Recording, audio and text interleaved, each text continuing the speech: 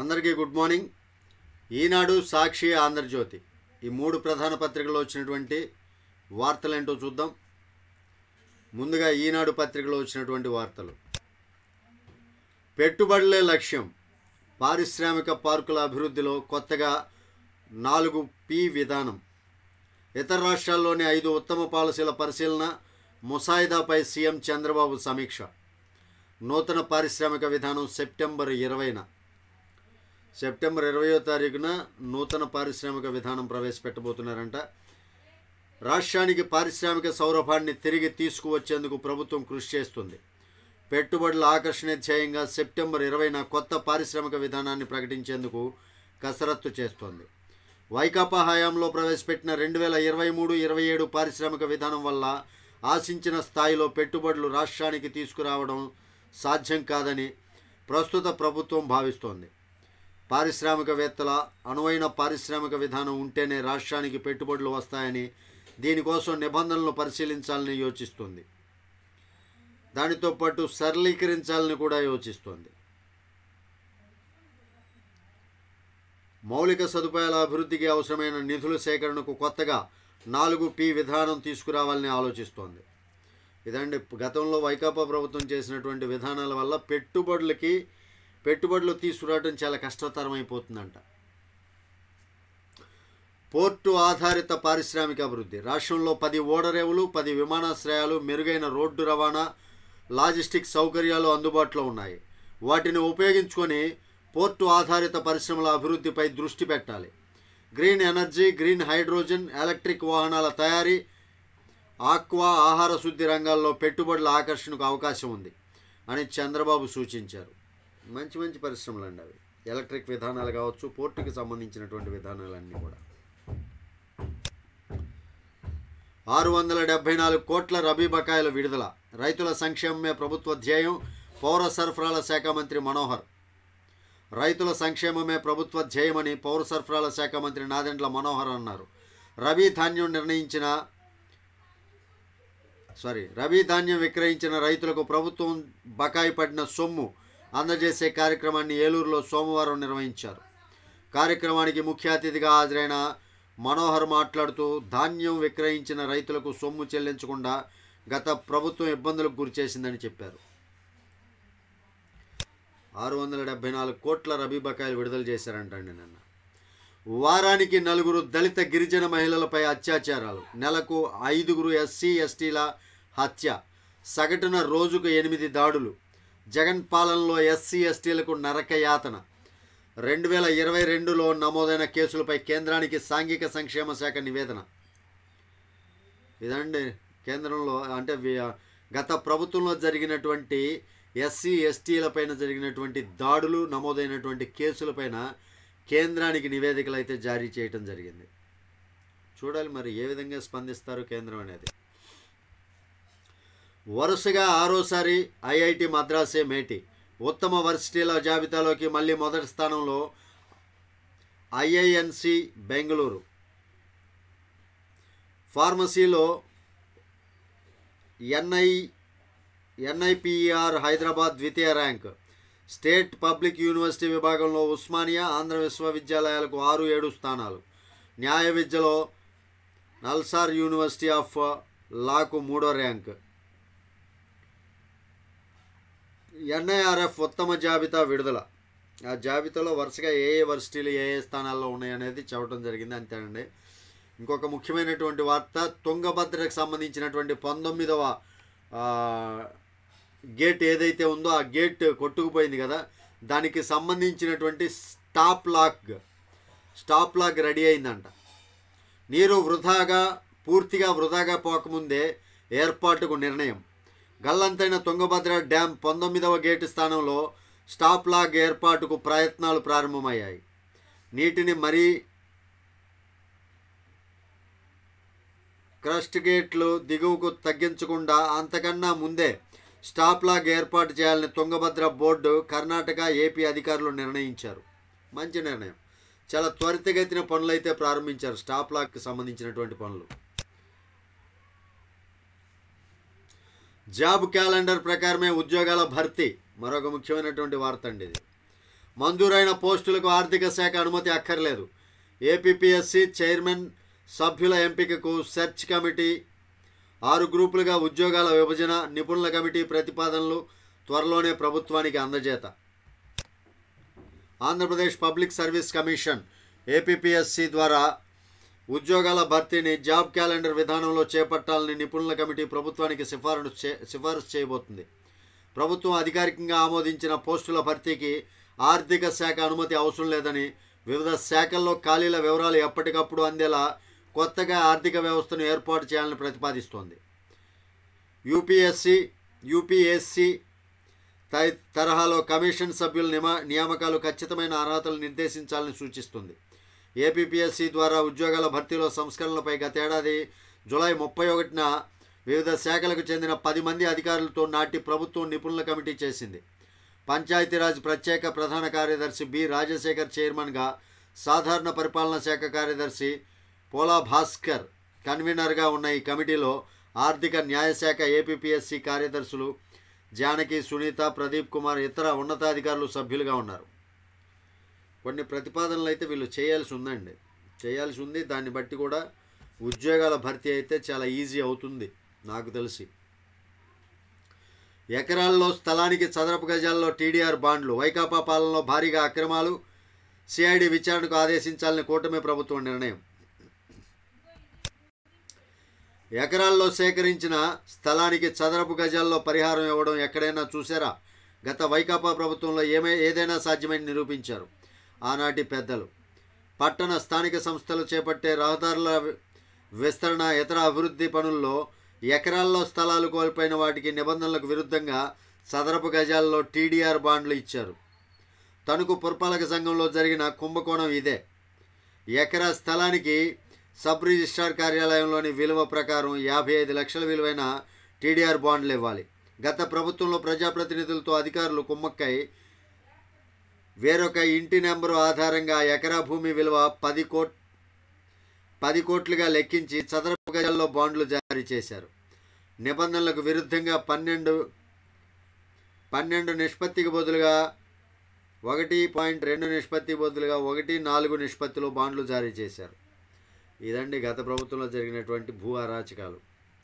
వైద్యుల భద్రతను పట్టించుకోరా? ఈ దేశంలో కోర్టు ప్రాంగణంలో న్యాయవాదిపై దాడి చేసి తప్పించుకోలేరు. విధుల్లో ఉన్న ఉన్నతాధికారులను కొడితే వెంటనే మూల్యం చెల్లించక తప్పదు. పోలీసులపై చేయి చేసిన వారికి మూడినట్టే. వైద్య సిబ్బంది విషయంలో మాత్రం పరిస్థితి అలా లేదు. వైద్యులపై భద్రతను భద్రత పటిష్టం చేయాలని కోరుతున్నారండి. కుళాయి కనెక్షన్లపై తొలి రోజు 80,000 ఇళ్లలో సర్వే. ఫోన్ కాల్తో వ్యవసాయ విద్యుత్ కనెక్షన్ రిజిస్ట్రేషన్కు టోల్ ఫ్రీ నెంబర్ 1912 ఈపీడీసీఎల్ పరిధిలో తొలిసారి అమలు.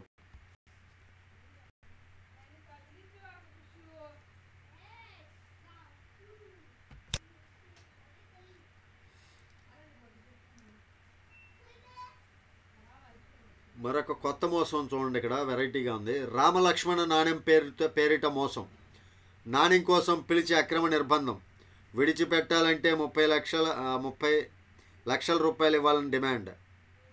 2 కోట్ల విలువైన రామలక్ష్మణ కెమికల్ నాణ్యాన్ని 3 లక్షల రూపాయలుగా ఇస్తామని కడపకు చెందిన వ్యాపారి గంజిగుంట రాజేంద్రని విజయవాడ పిలిపించి అక్రమంగా నిర్బంధించడమే కాకుండా విడిచిపెట్టాలంటే 30 లక్షల రూపాయలు ఇవ్వాలని డిమాండ్ చేశారు. ఆ 15 మందిని గవర్నర్పేట పోలీసులు సోమవారం అరెస్ట్ చేశారు.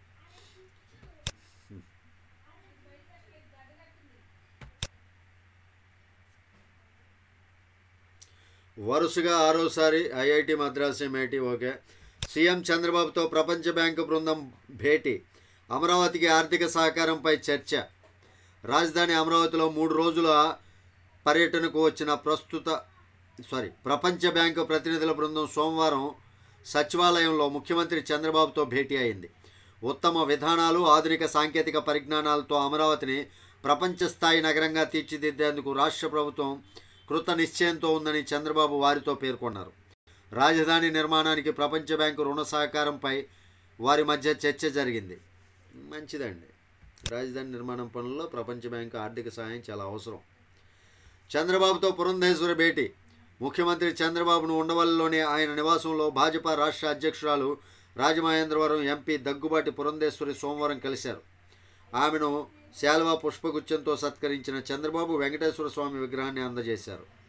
ప్రస్తుత రాజకీయ పరిస్థితులు, రాష్ట్రాభివృద్ధికి సంబంధించిన అంశాలపై వారు చర్చించారు.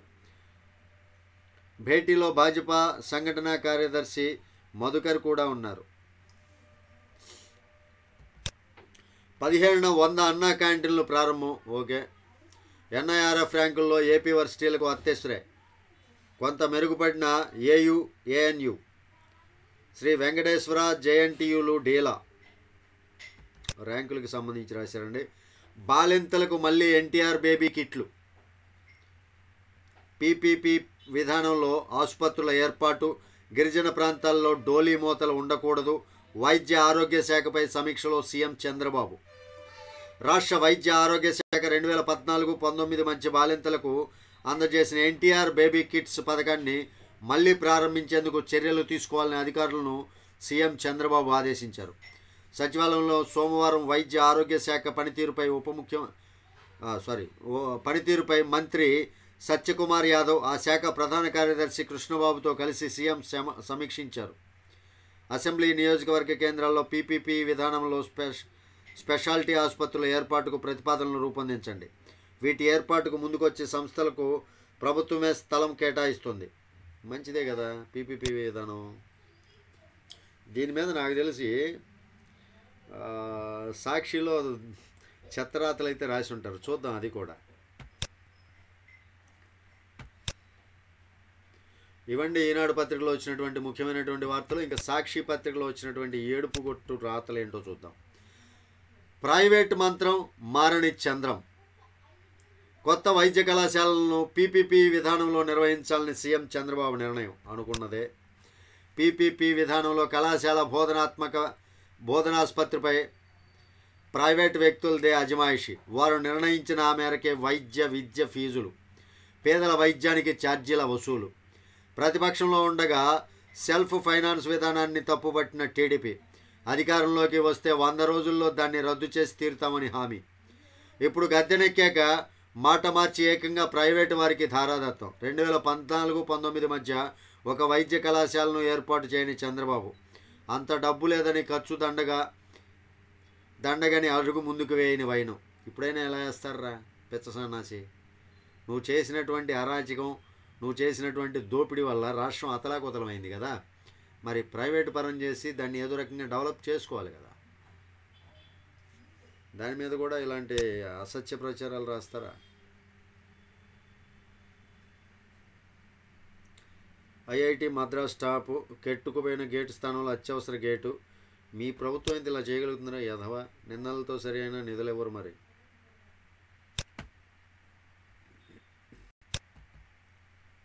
నేడు రేపు ఉమ్మడి విశాఖ జిల్లా ప్రజాప్రతినిధులతో వైఎస్ జగన్ సమావేశం. ఓకే, మంచిది. స్వచ్ఛ గాలి కేర్ ఆఫ్ ఏపీ. రాష్ట్రంలో సత్ఫలితాలు ఇస్తున్న కాలుష్య నివారణ చర్యలు. ఏపీలో ఇప్పటివరకు 109.78 కోట్ల వినియోగం అంట. ఈ సర్దుబాటు మాకొద్దు. కౌన్సిలింగ్ ప్రక్రియ బహిష్కరించిన ఉపాధ్యాయ సంఘాలు. ఓకే, 2 నెలలుగా జీతాలు లేవు. 1వ తేదీన జీతాలు ఇస్తున్నామని ప్రభుత్వం ప్రగల్భాలు. మనం చేసిన పనే కదా ఇదంతానే. జీతాలు లేవంట.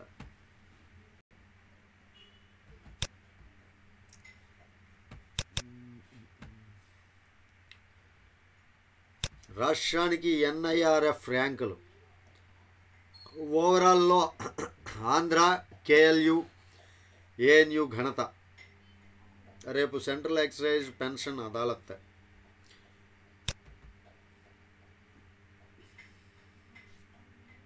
కార్మికుల బతుకు బరువు అంట. పల్లెల్లో ప్రశాంతత కరువు అంట. పాడి రైతుల గుండె చెరువు. అబ్బా, ప్రాస భలే వాడుతున్నారా సాక్షి.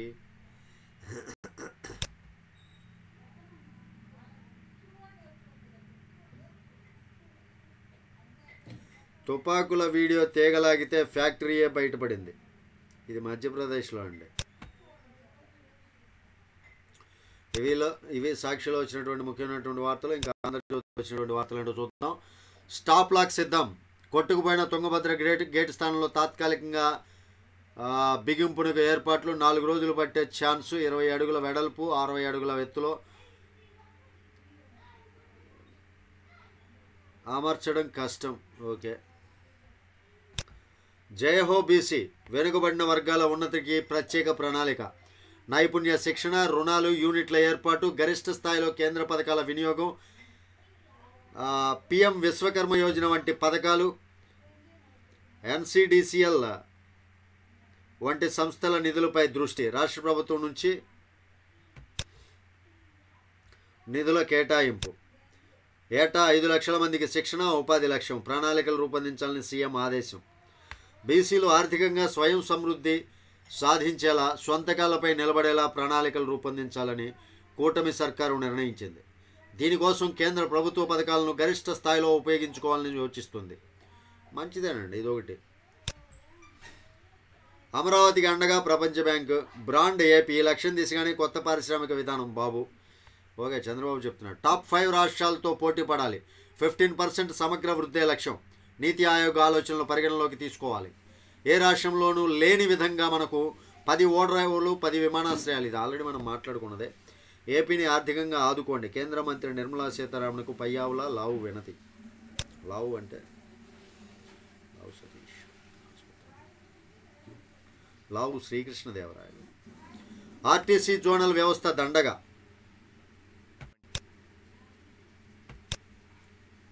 పదోన్నతులకు తప్ప ఎందుకు పనికిరాదు. రాష్ట్ర వ్యాప్తంగా 50 కోట్ల రూపాయల ఆర్థిక భాగం వర్క్షాప్ పర్యవేక్షణలకే ఈడీలు పరిమితం. ఇప్పటికే జిల్లా స్థాయిలో రీజియన్లు బలోపేతం. ప్రధాన పాలనా వ్యవహారాలన్నీ వారి పరిధిలోనే. ఆర్టీసీ జోనల్కి సంబంధించింది ఇది. విశాఖ ఎమ్మెల్సీ ఉప ఎన్నికకు టీడీపీ దూరం. అత్యధిక స్థానిక ప్రజాప్రతినిధులు వైసీపీ వైపు ఉన్నందునే వైసీపీ తరపున బొత్స నామినేషన్. కాంగ్రెస్ బలోపేతంపై అధిష్టానం దృష్టి. సెబీ చైర్మన్ అక్రమ పెట్టుబడులపై కాంగ్రెస్ బీజేపీ ఢీ. జేపీసీతో విచారణకు మోదీకి భయమెందుకు? మాధవి బుచ్ రాజీనామా చేయరేం? రాహుల్ 20,000 కోట్లకు పైగా బినామీ లావాదేవీలు. జయరాం జేపీసీ వేయకుంటే ఆందోళనలు. కేసీ వేణుగోపాల్, మాధవి వైదొలగాలి. ఇండియా ఎంపీలు నేతలు ఆమెకు అండగా. ఓకే. ఖరీఫ్ నుంచి ధాన్యం సొమ్ము 48 గంటల్లోనే. తెగుళ్ళ ఇక ఆందోళన వద్దు, తట్టుకోగల కొత్త వంగడాలు వచ్చాయి. పెసర, శనగ, వేరుశెనగలో ఒక్కో రకం. రంగా వర్సిటీ శాస్త్రవేత్తల రూపకల్పన. దేశవ్యాప్తంగా 109 రకాల కొత్త వంగడాలు. ఢిల్లీలో ప్రధాని మోదీ విడుదల. టీచర్ల సర్దుబాటు షెడ్యూల్ పొడిగింపు. పంచాయతీ గ్రామీణాభివృద్ధిలో బదిలీలకు కసరత్తు. ఓకే, మంచిది. కావాలంటే ఉరి తీసుకోండి. ట్రైనీ డాక్టర్పై అత్యాచారానికి పాల్పడ్డ నిందితుడి వ్యాఖ్యలు. వాడే మనిషి స్వామి.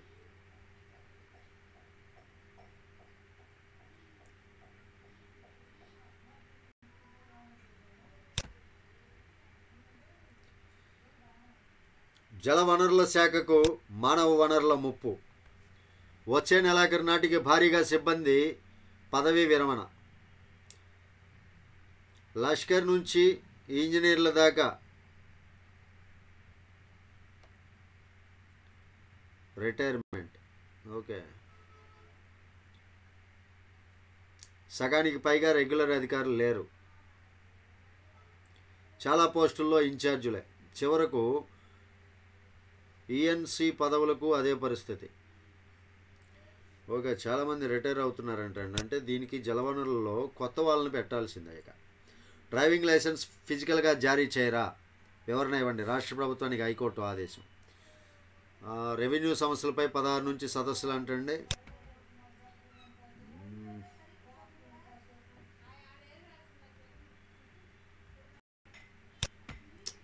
నాకు తెలిసి ముఖ్యమైనటువంటి వార్తలు అయితే ఏం లేవు ప్రస్తుతానికి. ఇవ్వండి 3 పత్రికల్లో వచ్చినటువంటి ముఖ్యమైనటువంటి వార్తలు. వీడియో మీకు నచ్చితే ఖచ్చితంగా లైక్ చేయండి, ఛానల్కి సబ్స్క్రైబ్ చేసుకోండి. Thank you. జై హింద్.